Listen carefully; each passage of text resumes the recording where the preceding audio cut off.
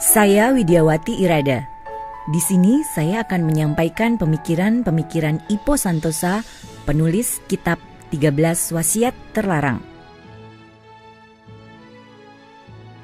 Untuk itu, pertama-tama, ingatlah baik-baik kutipan religius yang berbunyi, mulailah dengan yang kanan. Penafsirannya menurut Ipo, juga menurut spiritualis Ari Ginanjar, mulailah dengan otak kanan, atau utamakanlah otak kanan. Sekedar catatan, Ipo mengamati kultur Islam, Nasrani, bahkan Indonesia familiar dengan sederet istilah serba kanan yang seluruhnya identik dengan kebaikan. Contohnya saja, kalau Al-Quran memuat istilah golongan kanan, maka Injil memuat istilah sebelah kanan. Kalau orang Padang bilang langkah su alias langkah kanan, maka orang Batak bilang dalan siamun alias jalan yang kanan. Bangsa Indonesia sendiri akrab dengan istilah tangan kanan. Burung Garuda dalam Pancasila pun menoleh ke kanan, bukannya ke kiri dan bukan juga lurus ke depan. Sekali lagi, seluruhnya identik dengan kebaikan. Malah dalam bahasa Inggris, kebetulan kata kanan dan kata benar sama-sama diterjemahkan menjadi right. Maka, bolehlah diasumsikan bahwa kanan itu hampir selalu benar. Lebih lanjut, dalam bahasa Inggris pula, kebetulan kata kiri dan kata ketinggalan sama-sama diterjemahkan menjadi left. Maka bolehlah diasumsikan bahwa kiri itu hampir selalu ketinggalan. Entah mengapa, di negeri ini barangkali hanya Ipo dan pengusaha Purdi Chandra yang berpihak di kanan. Maksudnya, otak kanan. Mayoritas inspirator berpihak di kiri. Maksudnya, otak kiri. Sementara segelintir inspirator memilih untuk imbang antara kanan dan kiri. Ngomong-ngomong, kenapa sih Ipo bersikeras dengan otak kanan? Pahamilah sungguh-sungguh, kesuksesan itu lebih dari 80% ditentukan oleh otak kanan. Lantaran tidak tercerainya antara otak kanan dengan kecerdasan emosi atau EQ, sedangkan otak kiri, disinilah kecerdasan intelektual atau IQ tertumpu. Akan tetapi, bukankah dunia ini menuntut keseimbangan? Itu betul. Makanya, menurut Ipo, pemimpin yang kanan, pengikut yang kiri. Pengusaha yang kanan, karyawan yang kiri. Orang kaya yang kanan, orang miskin yang kiri. Generalis yang kanan, spesialis yang kiri. Penjual yang kanan, akuntan yang kiri. Imbang kan? Yang menyedihkan, dunia pendidikan mulai dari SD sampai universitas terang-terang mengabaikan dan melalaikan otak kanan. Hanya 10% mata pelajaran yang mengasah otak kanan. Menurut penelitian yang sudah diterima secara meluas, sekitar 80-85% penduduk bumi adalah orang kiri. Sisanya sekitar 15-20% adalah orang kanan. Tidak disangka lagi, jadilah orang kanan itu minoritas. Bukankah orang sukses, orang kaya, pengusaha, pemimpin, generalis, seniman, penemu, dan agent of change itu memang minoritas? Dan terbukti, mereka semua dominan otak kanannya. Bukan kiri, bukan pula imbang kanan kiri. Dengan demikian, jika Anda berhasil menjadi orang kanan tulen, niscaya Anda akan menjadi sebutir batu permata di tengah tumpukan batu kerikil. Selanjutnya, tidak perlulah Anda repot-repot mengirikan diri. Sekali lagi, tidak perlu. Apa yang perlu Anda lakukan hanyalah mencari orang kiri untuk membackup Anda. Dan itu tidak susah. Hanya itu.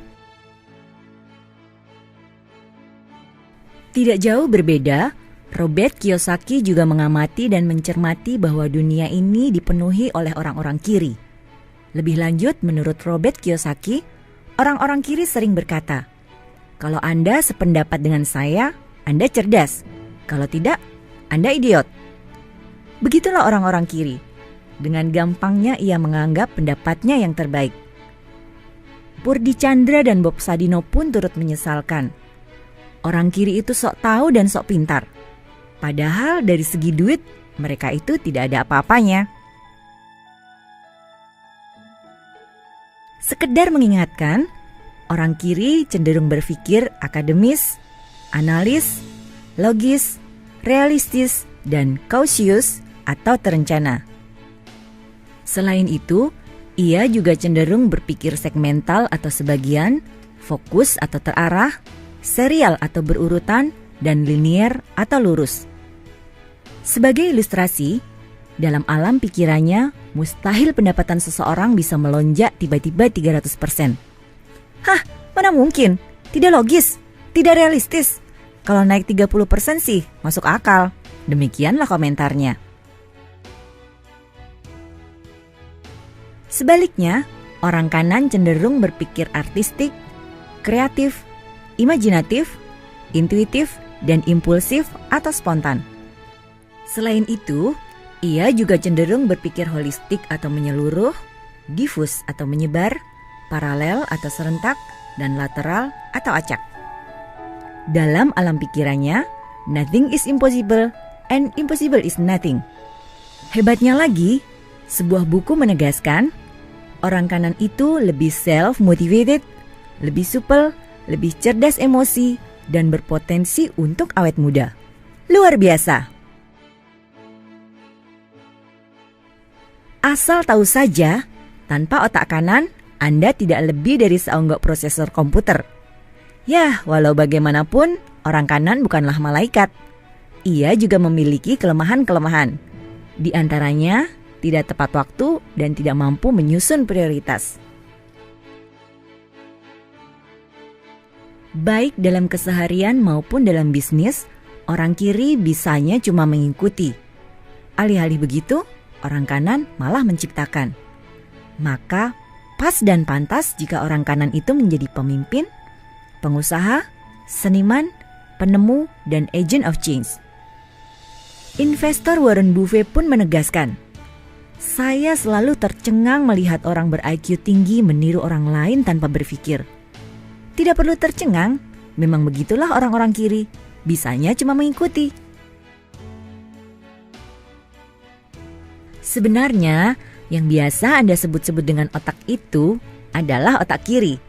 Inilah otak kognitif, otak yang berpikir, otak yang erat kaitannya dengan IQ, dan otak yang menentukan 20% kesuksesan. Sebenarnya, yang biasa Anda sebut-sebut dengan hati itu, dalam kebanyakan kasus, sekali lagi, dalam kebanyakan kasus adalah otak kanan. Inilah otak afektif, otak yang merasa, otak yang erat kaitannya dengan EQ, dan otak yang menentukan 80% kesuksesan. Jadi, otaklah bukan organ tubuh bernama hati atau jantung yang merasakan senang, inspired, antusias, lega, pasrah, sedih, marah, sakit hati, jatuh hati, cemburu, was-was, dan segala jenis perasaan yang lain.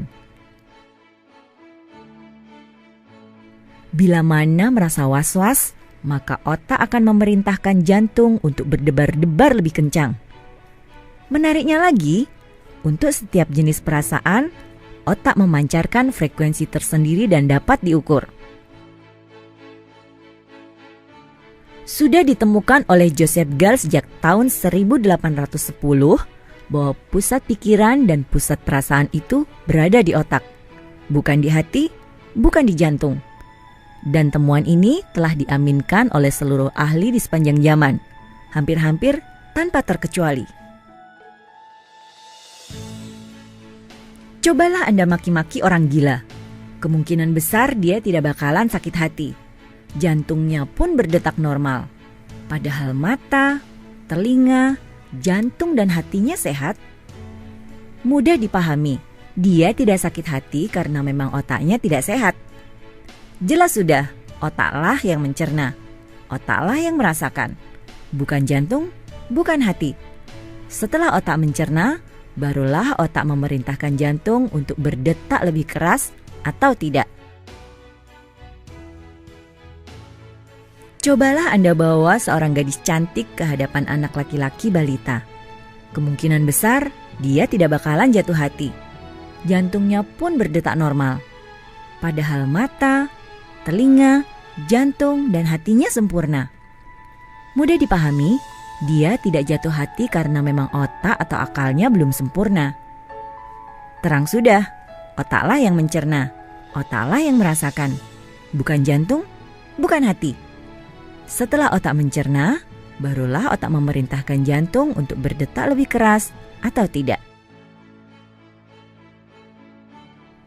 Sekiranya agama dan budaya menyebut-nyebut hati, maka itu adalah kiasan atau majasi.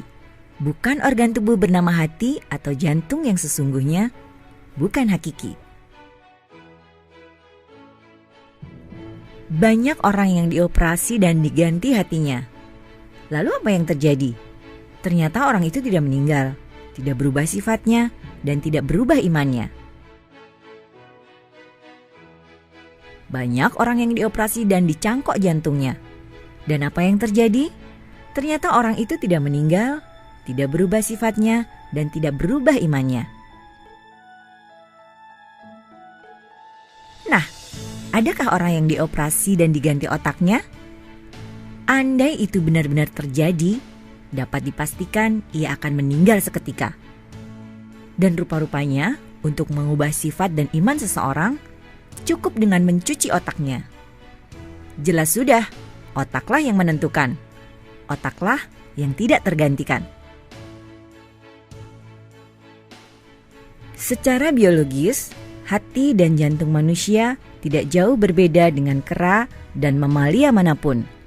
Namun, otak manusia jelas-jelas berbeda dengan kera dan mamalia manapun.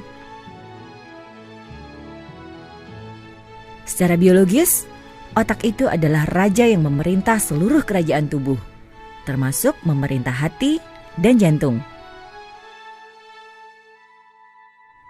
Ilmiah terbukti, God spot yang identik dengan nurani dan suara hati itu berada di otak, bukan di hati, bukan pula di jantung.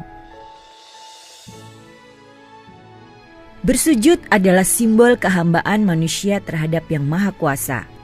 Karena itulah Yang Maha Kuasa memerintahkan manusia untuk mensujudkan kepalanya atau mensujudkan otaknya, bukan hatinya, bukan pula jantungnya.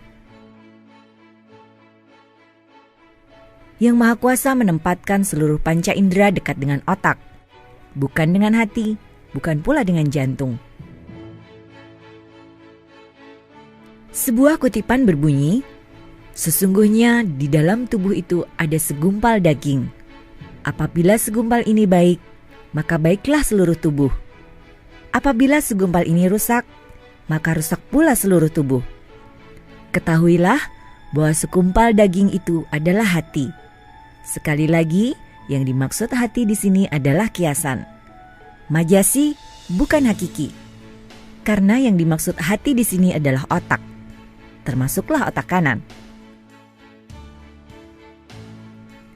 Bukankah orang itu waras atau tidak tergantung akalnya? Akal itu otak. Bukankah orang itu mabuk atau tidak tergantung akalnya? Akal itu otak. Bukankah orang itu dihisap atau tidak tergantung akalnya? Akal itu otak. Bukankah orang itu jahat atau tidak tergantung nurani atau God spot-nya? God spot itu berada di otak. Bukankah orang itu diganjar pahala atau tidak tergantung nurani atau God spot-nya? God spot itu berada di otak. Bukankah orang itu diganjar surga atau tidak tergantung nurani atau God spot-nya? God spot itu berada di otak. Bukankah orang itu sehat atau tidak tergantung mindset-nya? Mindset itu ya otak. Bukankah orang itu bahagia atau tidak tergantung mindset-nya? Mindset itu ya otak. Bukankah orang itu sukses atau tidak tergantung mindset-nya? Mindset itu ya otak. Dan benar, Semuanya tergantung pada segumpal daging dan daging itu adalah otak. Apabila ia baik, maka baiklah seluruh tubuh dan baiklah seluruh aspek kehidupan. Berdasarkan respon pembaca buku dan peserta seminar, inilah paparan Ipo yang paling menggugah dan mengubah. Mereka mengaku betul-betul bersyukur karena telah diluruskan dari pemahaman miring selama ini yang bersikeras bahwa hati itu adalah jantung. Sekedar tambahan, selain bermaksud otak, hati juga dapat bermasuk jiwa dan ruh. Karena itulah, pada beberapa kesempatan, Nabi menunjuk bagian dada saat menjelaskan hati. Namun, soal jiwa dan ruh ini tidak termasuk dari pokok bahasan dalam CD dan buku ini. Satu fakta yang unik dan menggelitik menurut Ipo, rupa-rupanya otak kiri Anda lebih aktif ketika Anda sedang terjaga. Sebaliknya, otak kanan Anda lebih aktif ketika Anda sedang tidur. Karena itulah, ketika tidur, inventori kanan seperti kreativitas, visualisasi, imajinasi, intuisi, dan sintesis dapat muncul satu persatu. Andai orang kiri dan orang kanan dipertemukan lalu dibiarkan berdebat, pastilah keduanya akan bersitegang karena cara pikir mereka yang saling bertolak belakang. Namun anehnya, Ipo melihat orang kiri hampir selalu suka dengan orang kanan. Demikian pula sebaliknya, orang kanan hampir selalu suka dengan orang kiri. Pada akhirnya, jadilah mereka satu pasangan, baik dalam kehidupan maupun dalam bisnis. Ternyata ini pula yang disarankan oleh para ahli, di mana mitra yang terbalik akan menjadi mitra yang terbaik. Sekali lagi, mitra yang terbalik akan menjadi mitra yang terbaik. Melengkapi, dan inilah yang disebut dengan keseimbangan yang sejati. Demikianlah pemikiran-pemikiran Ipo tentang otak kanan. Semoga bermanfaat. Saya Widiawati Irada.